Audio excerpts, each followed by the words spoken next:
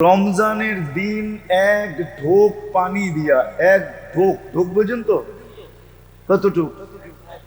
এক বোতল, ঠিক না? হাফ লিটার, 250, তাও না, কতটুক? এতটুক, ঠিক না?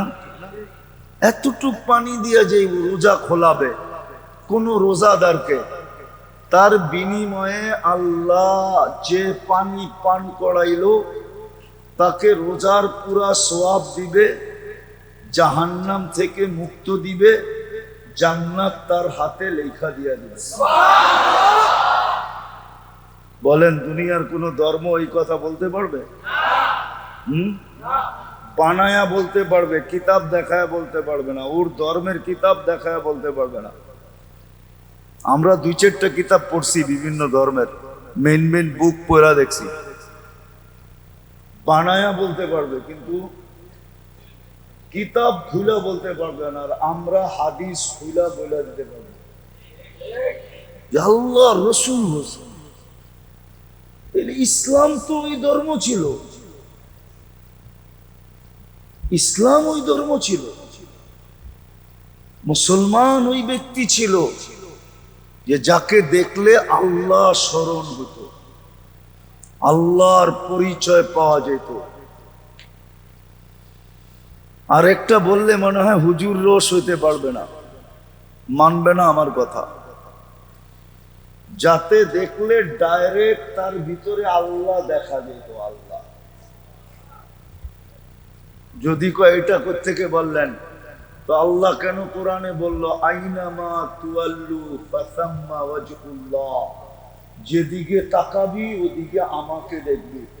তো মুসলমানকে দেখা ও ভিতরে আল্লাহ দেখতো, যে এটার ভিতরে আল্লাহ বয়ে রয়েছে, ওই যে দেখা যায়। মুসলমান তো ও ছিল, ইসলাম তো ওই প্রাসাদ ছিল। কিন্তু আজকে আফসোস, দুনিয়ার সবচেয়ে বেশি আঙ্গুল মুসলমানের উপরে। আমার আসল কথায় চলে আসছি, 2 কারণে এটা, আর তৃতীয় কোনো কারণ নেই। কথা কিন্তু লম্বা হবে না, 8টার ভিতরে শেষ হয়ে যাবে। 2 কারণে, শুধু 2টা কারণ। কোন কবি লিখছিলেন, বড় সুন্দর লিখছিলেন, যদিও কথাটা উর্দুতে, ইস ঘর কো আগ লাগি হ্যায় ইস ঘর কে চিরাগ সে। প্রত্যেক ঘরেই আগুন লাগে ওই ঘরের আগুন দিয়ে, ঠিক না? আপনি যদি বলবেন বিদ্যুৎ সার্কিটের থেকে আগুন লাগছে, তো বিদ্যুতের সার্কিট তো আপনার ঘরেই ছিল না, আরেক ঘরের টায়া লাগাই দিয়া ভেঙে গেছে। আমার ঘরের বিদ্যুতের কারণেই তো লাগছে। আমাদেরও দুরবস্থা আমাদের কারণে, অন্যের কারণে না। যদিও আমরা আঙ্গুল উঠাই অন্যের কারণে। যেমন শয়তানও মাঝে মাঝে বলে, একদিন তো দোজকে চিৎকার দিয়া বলবে। শয়তানও কিন্তু একটা সম্মেলন করবে দোজকে, কোরআনে আছে, কোরআনে আছে, দোজকবাসীদেরকে নিয়ে শয়তান একটা সম্মেলন করবে। আর কোরা বলবে, ইন্নী দাউতুকুম ফাস্তাজাবতুম ফালুমু আনফুসাকুম ফালা তালুমুনি মা আনা বিমুসরিখিকুম ওয়া মা আনতুম বিমুসরিখিয়া। তো একটা সম্মেলন তো করবে। আজকেও শয়তান বলে মাঝে মাঝে, যদিও আমরা শুনি না, শয়তান বলে, জুরুম তো খুদ করে লানত করে শয়তান পর। সব তো তোরাই করস, খামাখা আমার উপরে আঙ্গুল উঠাস কেন? তোরাই তো আমারে ফেল মেরা দিছস, এখন তার আমার কিছু করতে হয় না। মোটামুটি এমন শয়তান হইছস, এখন আমিও মাঝে মাঝে লজ্জা পাই যে আমি তো এতগুলা করতে কই নাই।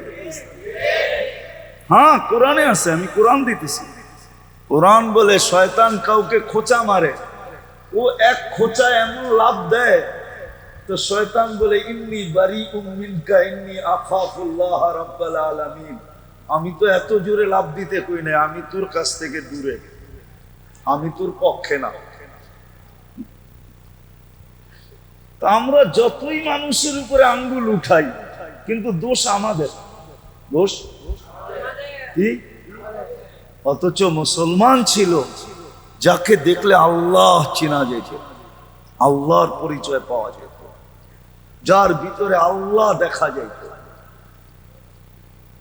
আল্লাহর সন্ধান যার ভিতরে পাওয়া যেত, আল্লাহ স্মরণে আসতো, আল্লাহ স্মরণে আসতো। একটা উদাহরণ দিলে বুঝে আসবে কিনা জানি না। রাসূলুল্লাহ সাল্লাল্লাহু আলাইহি ওয়াসাল্লাম যেই দিন দুনিয়ার থেকে চলে যান, ওই মুহূর্তে উমর রাদিয়াল্লাহু তাআলা আনহু সবচেয়ে বেশি ব্যথিত ছিলেন। উনি খোলা তলোয়ার নিয়ে বলতেছিলেন, যে বলবে আল্লাহ রসুল মারা গেছে আমি তার স্যার উচ্ছেদ করব। কিন্তু উনি কোরআন জানতেন, মুখস্থ ছিল। কিন্তু আবু বকর সিদ্দিক রাদিয়াল্লাহু তাআলা আনহু আয়েশা যখন কোরআনের এক আয়াত পড়ছেন, ওমা মুহাম্মাদুন ইল্লা রাসূল কদ খালাত মিন ক্বাবলিহির রুসুল ফাইন মাতা, যখন এই আয়াত পড়ছেন তিনি হাঁকুরা তাকায় বলতেছেন, আমার মনে হয় আমি এই মাত্রই শুনলাম, এর আগে কখনো শুনি নাই। বিলকুল ঠান্ডা হয়ে গেছে। আমাদেরকে শিক্ষা দিছেন দ্বীনি কথা যখন শুনবো, এই জন্য তাবলীগের উসুলের ভিতরে একটা কথা বারবার মুরব্বীরা বলেন, যে দিলের পেলা খালি করে বসো, যা আছে সব বাইরে ঢাইলা দিয়ে আইসো, আর এই মজলিসে যখন বসবে যেন পেয়ালাটা বিলকুল শূন্য থাকে, তাহলে তুমি ভৈরা নিয়ে উঠতে পারবে। আর যদি পেয়ালা ভরা থাকে তাহলে হয়তো পেয়ালা হিসাবে কখনো কোনো কোনো পেয়ালায় জায়গাও থাকে না। আপনি নিবেন তো নিবেন কোথায়, উপছায়া পড়া যাবে, ঠিক না? এই জন্য আমাদের সমাজে দেখা যায় সব মানুষই বলে, মুই কি কম বুঝি, মোরে বুঝাইতে হইবে। বরিশালের হুজুর রাগ হয়ে যাবে, তো বরিশালের প্রবাদ বাক্য, মুই কি কম বুঝি, মোরে বুঝাইতে হইবে। আপনি যদি বোঝেন তাহলে আর বুঝ ভিতরে ঢুকবে না। এই জন্য তৃতীয় আদব হলো পেয়ালাকে বিলকুল শূন্য করে বসা, তাইলে কথা কাজে দিবে। যাক, আশা করি এই তিনটা আদব আমরা পুরা করব। যত বেশি মনোযোগ দিয়ে শুনতে পারি, পরিবেশকে যত বেশি শান্ত রাখতে পারি, নিঝুম রাখতে পারি, নড়াচড়াও যেন না হয়। আর তৃতীয় হলো, নিজে কিচ্ছু জানি না, আমি বিলকুল এই মুহূর্তে অজ্ঞ, আমি কিচ্ছু জানি না, এইভাবে যখন শুনবো, এই তিন আদবকে পুরা করা যখন শুনবো, তো ইনশাআল্লাহ সুম্মা ইনশাআল্লাহ আশা করি কিছু নিয়ে উঠতে পারবো। দিলের ভিতরে আসর হবে, জীবনের ভিতরে রং ছড়াবে, রং।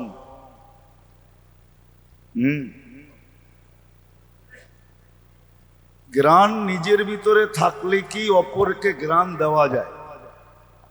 ফুলে যদি গ্রান না থাকে তাহলে কাউকে গ্রান দেওয়া যায় না, দেওয়া যায় নাকি? ঠিক তদ্রূপ এরকমই ভিতরে আসর হবে, শরীরে রং লাগবে, তখনই দেখবেন যে আপনার থেকে হাজারো মানুষ গ্রান নিবে, হাজারো মানুষ। এই জন্যই হাদিসে একটা ছোট্ট কথা আছে, তুবা লি আবদিন। কিছু লোক আছে দুনিয়াতে যাদেরকে আল্লাহ মঙ্গলের চাবিকাঠি বানাইছেন, যাদের থেকে মানুষ মঙ্গল পায়, মঙ্গল, অমঙ্গল পায় না। মিফতাহান লিল খায়ের, ওর থেকে ভালোই পায়, খারাপ কেউ পায় না। আল্লাহ ওর জন্য মালা রাখছেন, তুবা নামক মালা ওর জন্য রাখা আছে। আজকে হয়তো পড়াবে না, মরার পরে ওকে পড়ায় দিবে আল্লাহ। তো মানুষ ওর থেকে পাইতে থাকে। যেরকম ফুলের ভিতরে ঘ্রাণ, মানুষ ঘ্রাণ পাইতে থাকে, ঠিক কিছু লোক দুনিয়া এরকম আছে যাদের থেকে মানুষ ঘ্রাণ পাইতে থাকে। কিছু চেহারাও দুনিয়াতে এরকম আছে, ছিল, এখনো আছে, এখনো আছে। চেহারা দেখা মানুষ মুসলমান হইতো, চেহারা দেখা এখনো আছে। কিছু মানুষকে দেখা মানুষ দিনদার হয়ে যায়। আমি ফ্রান্সে একজনকে চিনি, সে চেহারা দেখা মুসলমান হয়েছে। জামাত যাইতে ছিল, জামাতের হাঁটা দেখা সে মুসলমান হয়েছে। আমি আমেরিকাতে একজনকে চিনি যে ঘুম দেখা মুসলমান হয়েছে। শুধু তালিমের হালকায় বৈশা একজন ঘুমাইতেছে, তার ঘুম দেখা সে মুসলমান হয়েছে। এখন সেও বৈশা ঘুমায়। তো সত্য এটাই। এই জন্য যখন আদব পুরা করে শুনবো, তখন ভিতরে আসর হবে, শরীরে ওটা ফুটা বাহির হবে। তখন চলা দেখা, বলা দেখা, উঠা দেখা, বসা দেখা, আচার দেখা, ব্যবহার দেখা, মানুষ আকৃষ্ট হবে। আসলে মুসলমান ছিলই এই জিনিসটার নাম। মুসলমান কাকে বলে দেখেন? দুনিয়ার কিছু জিনিস আছে মানুষ দেখাই আকৃষ্ট হয়, দেখেই না হয় না? এই যে টাইলসটা লাগাইছেন, এটা দেখেই তো আকৃষ্ট হয়েছেন, ঠিক না? নইলে এটা কি? মাটি, মাটি না? মনে হয় বিশ্বাস করেন না। 100% মাটি, 1%ও কম নাই। এটার উপরে তয়াম্মুম করলে তয়াম্মুম হবে। হুজুররা আবার কি কয় জানি না, খুব এরকম চকচকা মাটি মুটি কিছু লাগবে না, তয়াম্মুম হবে। না, মাটি, এটা মাটি। তো মুসলমান বলে ওকে যাকে দেখলে মানুষ আকৃষ্ট হয়, ইসলামে ঢুকতে পাগল হয়, ওর নাম মুসলমান। মুসলমান কোন শব্দের নাম না। মুসলমান তো ওকে যাকে দেখলে মানুষ ইসলামে ঢুকতে পাগল হয়। যেমন দেখা পিছ পিছ ঘুরতেছে, পিছ পিছ, আপনারা বুঝবেন না, যাদেরকে বুঝাইতেছি ওরা বুঝবে। দেখাই পিছ পিছ ঘুরতেছে, কোন সুযোগে একটু বলতে পারে কিনা আই ডট ডট ইউ। আবার 14 তারিখে একটা ফুলও হাতে ধরায় দিতে পারি কিনা দেখি। কি দেখা? কি দেখছে? রূপ দেখছে, ঠিক না? রূপ দেখেই তো যুবকরা বসতেছে, কিন্তু ওকে মজা লাগতেছে, রূপ দেখেই তো। মুসলমান হলো যাকে দেখা আল্লাহ দেখাই মানুষ ইসলামে ঢুকতে চায়, ওকে বলে মুসলমান। মুসলমান কোন শব্দের নাম না। ইসলাম একটা রাজপ্রাসাদের নাম। যেরকম দুনিয়ায় কিছু ঘর আছে যেগুলা নেটের ভিতরে সবচেয়ে বেশি ভাইরাল, সৌন্দর্যের দিক দিয়া, ডিজাইনের দিক দিয়া, সাজগোজের দিক দিয়া, আছে না এরকম কিছু ঘর, প্রাসাদ আছে না? ইসলাম একটা রাজপ্রাসাদের নাম, যেটা যে দেখবে সেই এটার ভিতরে ঢুকতে পাগল হবে। শুধু শুধু কোরআন বলে না, ইয়াদখুলুনা ফি দীনিল্লাহি আফওয়াজা, যে একবার দেখবে ও ঢুকতে পাগল হবে। ইসলাম একটা রাজপ্রাসাদের নাম। এরকম একটা প্রাসাদ যেটা ডিজাইন একমাত্র আল্লাহ করছেন। ইসলামের ডিজাইন কে করছে? ডিজাইনার কে? না অন্য কেউ? আর্কিটেকচার কে? হ্যাঁ, আল্লাহ। ইসলাম এটার নাম। মুসলমান ওই ব্যক্তি যাকে দেখলে মানুষ ইসলামে ঢুকতে চায়। আরেকটা শব্দ বলি, যাকে দেখলে আল্লাহ মনে হয়। যাকে দেখলে কি? আল্লাহর কথা, আল্লাহর কথা। মুসলমান ও আপনারা হয়তো শুনছেন এটা, যে যাকে দেখলে আল্লাহর কথা স্মরণ হয় সে আল্লাহওয়ালা। এটা শুনছেন না? হ্যাঁ হ্যাঁ, আল্লাহওয়ালা তো মুসলমানই হয় না, অন্য কেউ হয়? অন্য কেউ হয়? কে হয়? আমারটা অসুবিধা কি? মুসলমান ও যারে দেখলে আল্লাহ স্মরণ হয়, যে লোকটা এরকম, এর আল্লাহ জানি কিরকম। ইসলাম একটা শব্দের নাম না। এই জন্য মেরে আবারও বলতেছি, কিন্তু কথা এখনো শুরু হয় নাই, একটু পরে শুরু হবে।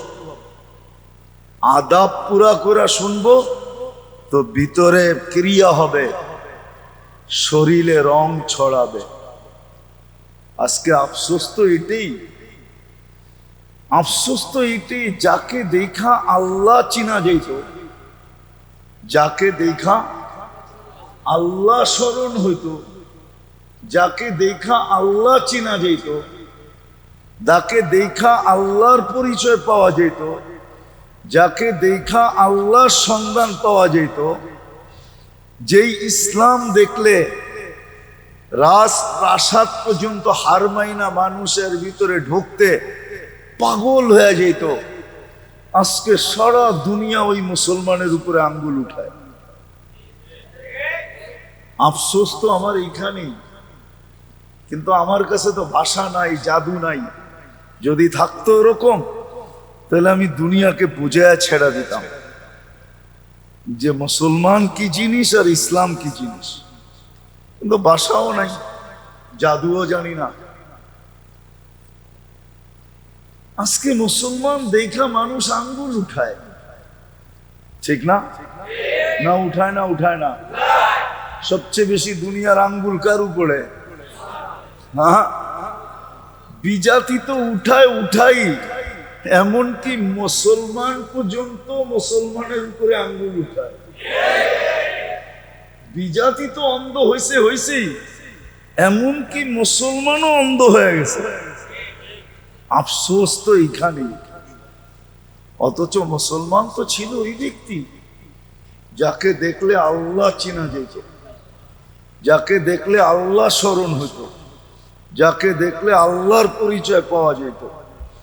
ইসলাম তো ওই ধর্ম, ইসলাম তো ওই ধর্ম। আপনি একটা চিন্তা করেন, পিছনের একটা উদাহরণ দেই। দুনিয়ার কোনো ধর্মে এই উদাহরণ নাই যে রমজানের দিন এক ঢোক পানি দিয়া, এক ঢোক, ঢোক বোঝেন তো কতটুক? এক বোতল, ঠিক না? হাফ লিটার, 250, তাও না? কতটুক? এতটুক, ঠিক না? এতটুক পানি দিয়া যে রোজা খোলাবে কোন রোজাদারকে, তার বিনিময়ে আল্লাহ যে পানি পান করাইলো তাকে রোজার পুরা সওয়াব দিবে, জাহান্নাম থেকে মুক্ত দিবে, জান্নাত তার হাতে লেখা দিয়া দিবে। বলেন, দুনিয়ার কোন ধর্ম এই কথা বলতে পারবে? বানায়া বলতে পারবে, কিতাব দেখায় বলতে পারবে না। ওর ধর্মের কিতাব দেখায় বলতে পারবে না। আমরা 2-4টা কিতাব পড়ছি বিভিন্ন ধর্মের, মেন বুক পড়া দেখছি। বানায়া বলতে পারবে, কিন্তু কিতাব খুলা বলতে পারবে না। আর আমরা হাদিস খুলা বলে দিতে পারবো, আল্লাহ রসুল বলছেন। ইসলাম তো ওই ধর্ম ছিল ইসলাম ওই ধর্ম ছিল, মুসলমান ওই ব্যক্তি ছিল যে যাকে দেখলে আল্লাহ স্মরণ হতো, আল্লাহর পরিচয় পাওয়া যেত। আর একটা বললে মনে হয় হুজুর রোষ হইতে পারবে না, মানবে না আমার কথা। যাতে দেখলে ডাইরেক্ট তার ভিতরে আল্লাহ দেখা যেত। আল্লাহ যদি কয় এটা কোত্থেকে বললেন, তো আল্লাহ কেন কোরআনে বলল আইনামা তুয়াল্লু ফাসাম্মা ওয়াজহুল্লাহ, যেদিকে তাকাবি ওদিকে আমাকে দেখবি। তো মুসলমানকে দেখা ও ভিতরে আল্লাহ দেখতো, যেটার ভিতরে আল্লাহ বয়ে রয়েছে ওই যে দেখা যায়। মুসলমান তো ও ছিল, ইসলাম তো ওই প্রাসাদ ছিল। কিন্তু আজকে আফসোস, দুনিয়ার সবচেয়ে বেশি আঙ্গুল মুসলমানের উপরে। আমার আসল কথায় চলে আসছি, দুই কারণে এটা, আর তৃতীয় কোনো কারণ নেই। কথা কিন্তু লম্বা হবে না, 8টার ভিতরে শেষ হয়ে যাবে। দুই কারণে, শুধু দুইটা কারণ। কোন কবি লিখছিলেন, বড় সুন্দর লিখছিলেন, যদিও কথাটা উর্দুতে, ইস ঘর কো আগ লাগি হ্যায় ইস ঘর কে চিরাগ সে। প্রত্যেক ঘরেই আগুন লাগে ওই ঘরের আগুন দিয়ে, ঠিক না? আপনি যদি বলবেন বিদ্যুৎ সার্কিটের থেকে আগুন লাগছে, তো বিদ্যুতের সার্কিট তো আপনার ঘরেই ছিল না, আরেক ঘরের টায়া লাগাই দিয়া ভেঙে গেছে। আমার ঘরের বিদ্যুতের কারণেই তো লাগছে। আমাদেরও দুরবস্থা আমাদের কারণে, অন্যের কারণে না। যদিও আমরা আঙ্গুল উঠাই অন্যের কারণে। যেমন শয়তানও মাঝে মাঝে বলে, একদিন তো দোজকে চিৎকার দিয়া বলবে, শয়তানও কিন্তু একটা সম্মেলন করবে দোজকে। কোরআনে আছে, কোরআনে আছে দোজকবাসীদেরকে নিয়ে শয়তান একটা সম্মেলন করবে। আর কোরা বলবে ইন্নী দাউতুকুম ফাস্তাজাবতুম ফালুমু আনফুসাকুম ফালা তালুমুনি মা আনা বিমুসরিখিকুম ওয়া মা আনতুম বিমুসরিখিয়া। তো একটা সম্মেলন তো করবে। আজকেও শয়তান বলে মাঝে মাঝে, যদিও আমরা শুনি না, শয়তান বলে জুরুম তো খুদ করে লানত করে শয়তান পর। সব তো তোরাই করস, খামাখা আমার উপরে আঙ্গুল উঠাস কেন? তোরাই তো আমারে ফেল মেরা দিছস, এখন তার আমার কিছু করতে হয় না। মোটামুটি এমন শয়তান হইছস, এখন আমিও মাঝে মাঝে লজ্জা পাই যে আমি তো এতগুলা করতে কই নাই। হ্যাঁ, কোরআনে আছে, আমি কোরআন দিতেছি। কোরআন বলে শয়তান কাউকে খোঁচা মারে, ও এক খোঁচা এমন লাভ দেয়, তো শয়তান বলে ইন্নী বারিউম মিনকা ইন্নী আখাফুল্লাহ রাব্বাল আলামিন। আমি তো এত জোরে লাভ দিতে কই নাই, আমি তোর কাছ থেকে দূরে, আমি তোর পক্ষে না। তা আমরা যতই মানুষের উপরে আঙ্গুল উঠাই, কিন্তু দোষ আমাদের, দোষ কি? অথচ মুসলমান ছিল যাকে দেখলে আল্লাহ চেনা যেত, আল্লাহর পরিচয় পাওয়া যেত, যার ভিতরে আল্লাহ দেখা যেত, আল্লাহর সন্ধান যার ভিতরে পাওয়া যেত, আল্লাহ স্মরণে আসতো, আল্লাহ স্মরণে আসতো, আল্লাহ স্মরণ। আমার বললে আবার অহংকারী বলে ফেলেন কিনা যে বড় অহংকারের কথা বলতেছেন। আমরা দুনিয়া ঘুরা দেখছি, আসলে তো ভিতরে কিছু নাই, এটাই সত্য। কিন্তু আমাদের পোশাক আশাক দেখো, দুনিয়ার বহুত মানুষ বহুত সময় বহুত প্রশংসার শব্দ বলছে। মনে উঠলো এই জন্য বলতেছি, 2008-এর কথা। আমার একসাথে 25 দেশের সফর চলতেছিল, এন্টার ইউরোপ। তো আমি স্পেনে ছিলাম, জামাত ছিল আমাদের সাথে, আজি আব্দুল ওয়াহাব সাহেব রহমতুল্লাহ আলাইহির সাথে সফর চলতেছিল।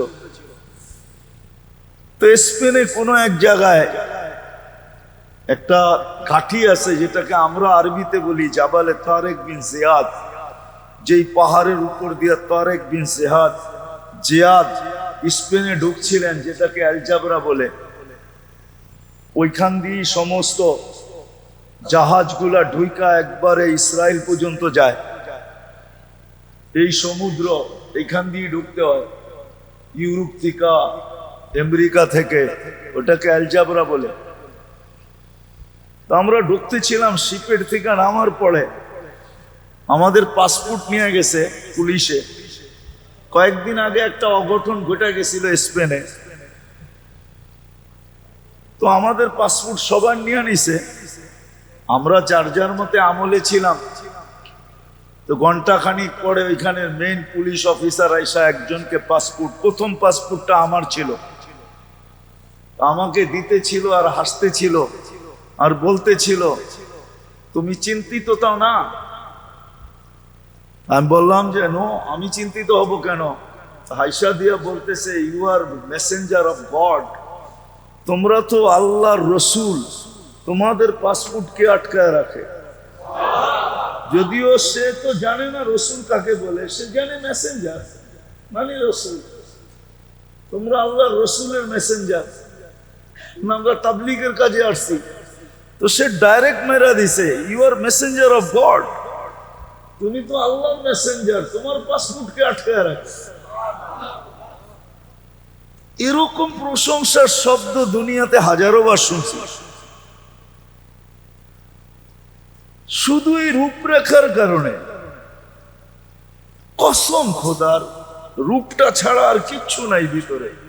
আমি তো আমাকে চিনি না, শুধু রূপটাই আছে। রূপের কারণে যদি বাস্তব থাকতো তাহলে কি হতো? কিন্তু আজকে মুসলমানের উপরই আঙ্গুল সবচেয়ে বেশি। আমি আসল কথায় চলে আসছি, কারণ মাত্র দুটা। কয়টা? দুই কারণে মুসলমান একটা তো করছে বটে, কিন্তু আরেকটা করে নাই। একটা করছে, দুনিয়ায় বসবাসের জন্য পরিবেশ করা দরকার, এই পরিবেশ তো মুসলমান করছেন। দুনিয়ার সাথে পাল্লা দিয়ে এই পরিবেশ তো করছেন। ভালো মতে বুঝেন, কিন্তু বসবাসের উপযোগী দুনিয়ার সাথে পাল্লা দিয়ে এই পরিবেশ তো করছি না? করতেছি না? করছি এবং করতেছি না? হ্যাঁ হ্যাঁ, নাহলে আপনাকে রূপগঞ্জের অর্ধেকের বেশি বরাট হইল কেমনে? ঠিক না? বসবাসের জন্যই তো পরিবেশ করতেছি, ঠিক না? না মনে হয় বোঝেন নাই? কেউ আবার রাগ হয়ে গেলেন নাকি? রাগ হয়ে গেলেন? আজ থেকে 50 বছর আগের রূপগঞ্জের চিত্র কি ছিল? অরিজিনাল বাসিন্দারা বলতে পারবো এখানে চিত্র কি ছিল। বর্ষার চিত্র কি আর নন বর্ষার চিত্র কি, ঠিক না? দুটোই তো চিত্র হইতো। 6 মাস এক চিত্র, 6 মাস আরেক চিত্র, ঠিক না? হ্যাঁ, এখন তো রূপগঞ্জের রূপই পাল্টায় গেছে, ঠিক না? হ্যাঁ, আসলে রূপ এখন বাহির হইতেছে। এতদিন মাটির নিচে ছিল, এখন রূপগঞ্জের রূপ ফুটা উপরে বাহির হয়েছে। তো মুসলমান তো বসবাসের পরিবেশকে বানাইলো, পাল্লা দিয়া বানাইলো। আমার কথাটা ভালো মতে বোঝায়, আমরা কিন্তু পাল্লা দিয়া বসবাসের পরিবেশ বানাইতেছি। একসে এক ঘর সুন্দর, একসে এক ফার্নিচার সুন্দর, একসে এক আসবাবপত্র সুন্দর, একসে এক কোয়ালিটি ভাই কাপড় চোপড়, খাওয়া লওয়া। কোন গ্রাম আছে যে গ্রামে ফাস্টফুড না পাওয়া যায়? কোন গ্রাম আছে যে গ্রামে চাইনিজ না পাওয়া যায়? কোন গ্রাম আছে যেখানে দামি স্বামী জিনিস না পাওয়া যায়? সব পাওয়া যাইতেছে, ঠিক না? সব মিলতেছে, সব পাওয়া যাইতেছে। সব মিলতেছে, সব পাওয়া যাইতেছে, এটা তো পাল্লা দিয়া করতেছে।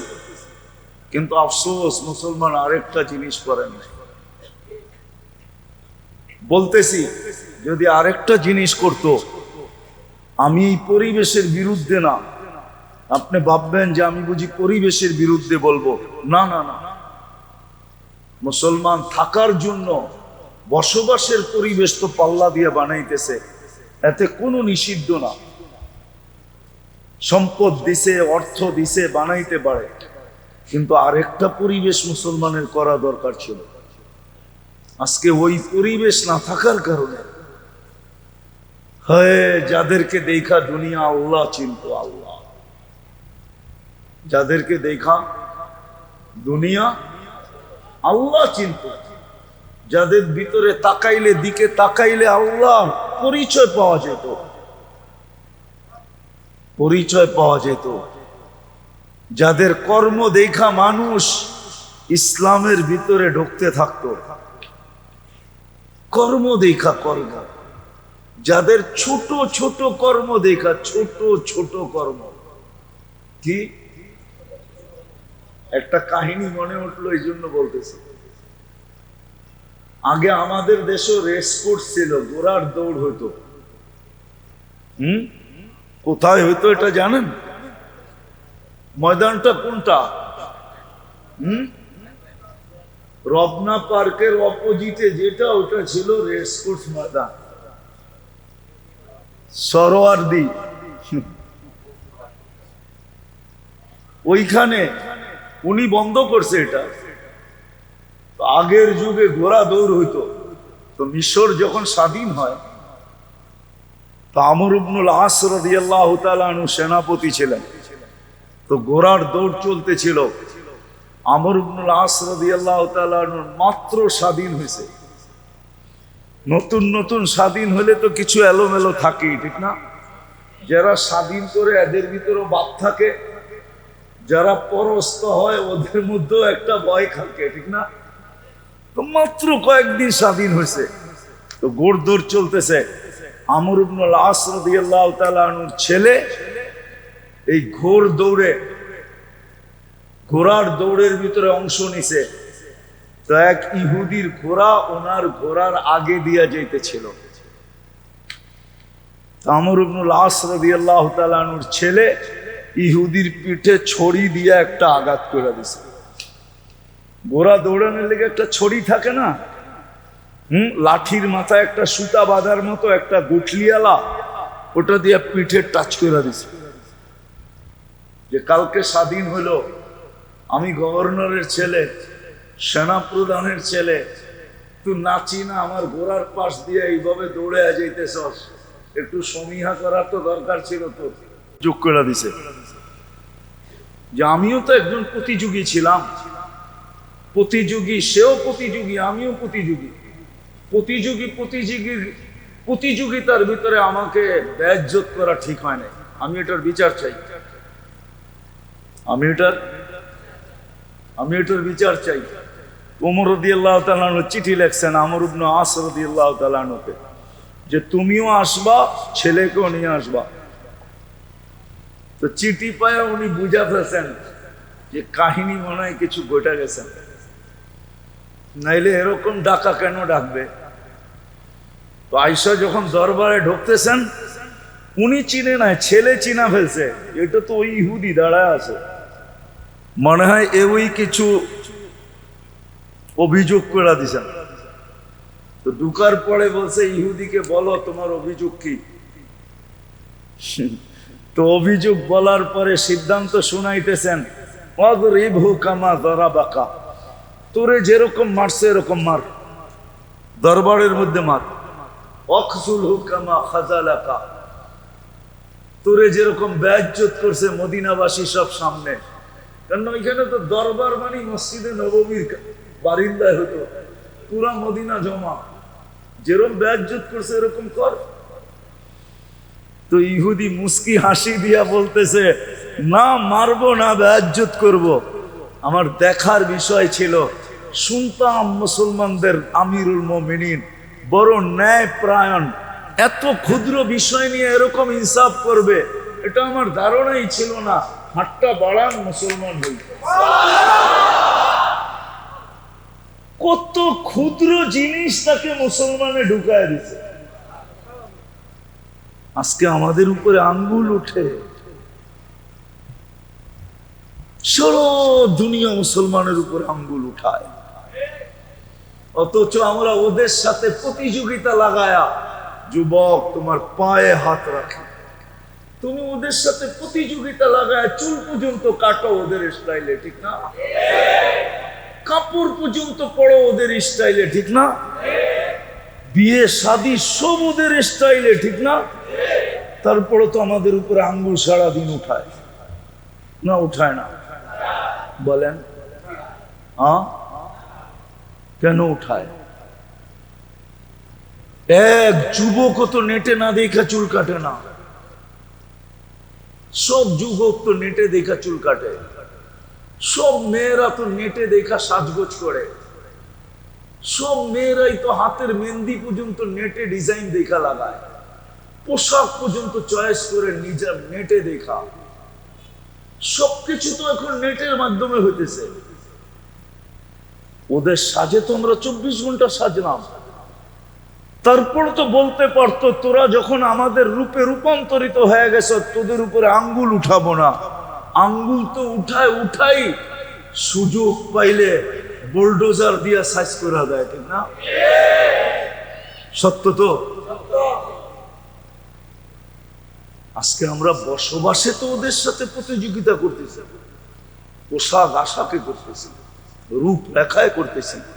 আমি এটা নিয়ে বিরোধিতা দেখাইতেছি না, কিন্তু শুধু বসবাস উপযোগী বানাইলেই মুসলমানদের যথেষ্ট ছিল না, আরো একটা করণীয় ছিল।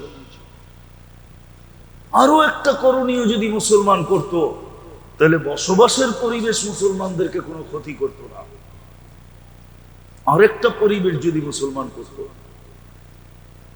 আফসোস না আমি বুঝাইতে পারলাম না, বুঝতে পারলাম না, বুঝাইতে পারলাম। আসলে সব দোষ আমারই দোষ, আমি বুঝাইতেও পারি না, বুঝিও না। আরেকটা পরিবেশ যদি মুসলমান করত, সেটা হলো বসবাস উপযোগী পরিবেশের সাথে সাথে যদি মুসলমান নিজের পরিবেশটাকে দ্বীনি পরিবেশে রূপান্তরিত করত। দ্বীনি পরিবেশে চ্যালেঞ্জ আমার সাথে বাংলাদেশের 18 কোটি মানুষের চ্যালেঞ্জ। আমার টুপি সারা দুনিয়ায় যত প্রশংসা কুড়াইছে, এই টুপি চ্যালেঞ্জ কেউ আমাকে দেখাইতে পারবে না যে ওর কোন পোশাক দুনিয়াতে একটা প্রশংসা কুড়ায় আনছে।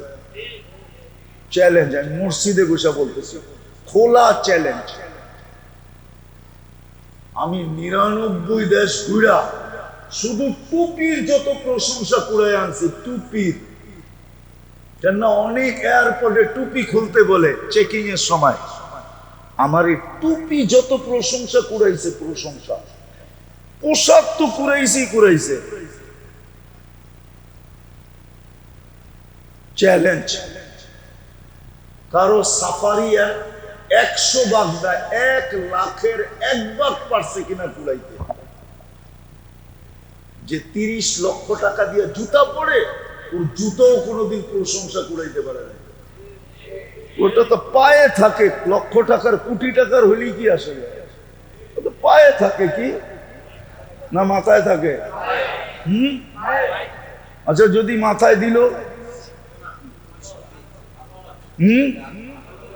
কইলো এটার দাম 30 লাখ টাকা, মাথায় দিছি এই জন্য, তো সারা দুনিয়া বলবে পাবনা লয়া যাও।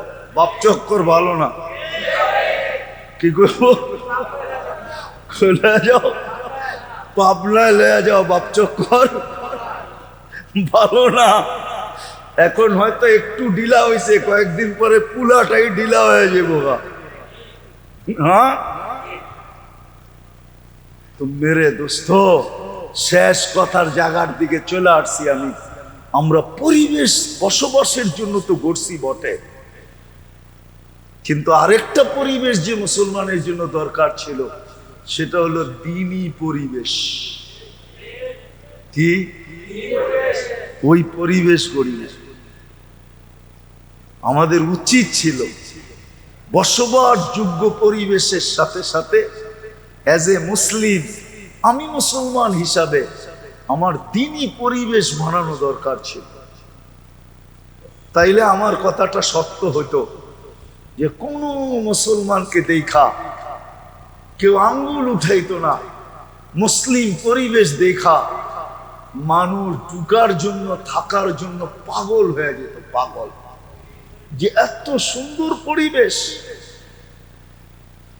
এত সুন্দর পরিবেশ, এত সুন্দর পরিবেশ।